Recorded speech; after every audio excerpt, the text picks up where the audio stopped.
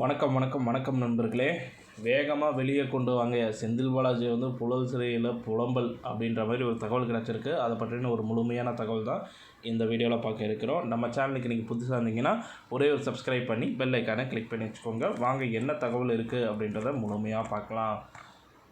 சட்டவிரோத பண பரிமாற்றம் புகாரில் அமைச்சர் செந்தில் பாலாஜியை அமலாக்கத்துறையினர் கடந்த ஜூன் 14ஆம் தேதி கைது செஞ்சிருக்கிறாரு. பின்னர் இருதயத்தில் அடைப்பு ஏற்பட்டிருக்கு. அது மட்டும் இல்லாமல் காவேரி மருத்துவமனையில் அனுமதிக்கப்பட்டு ஆப்ரேஷன் நடந்தது.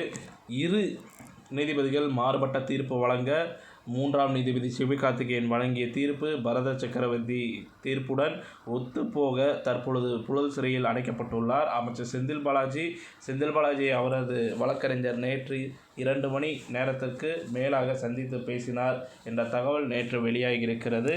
அது மட்டுமில்லாமல் இது தொடர்பாக சிறைத்துறை வட்டாரங்கள் கூறுவது என்னன்னு பார்த்தீங்கன்னா, அமைச்சர் செந்தில் பாலாஜியை அவரது வழக்கறிஞர்கள் முறைப்படி சிறைத்துறை வசம் கடிதம் வழங்கி அவரை சந்தித்து பேசினார்கள். அது மட்டும் இல்லாமல் அதிமுக முன்னாள் எம்பி ஜெயவர்தன் ராமச்சந்திரன், வக்கீல் ரவி ஆகியோர் தொடர்ந்து செந்தில் பாலாஜியின் வழக்கின் விவரங்களை அவருக்கு எடுத்துரைத்தனராம். மேலும் அவர் அமைச்சராக நீடிப்பதில் அரசு அவருக்கு ஆதரவாக இருந்து வருவதை அவரிடம் தெரிவித்தனர்.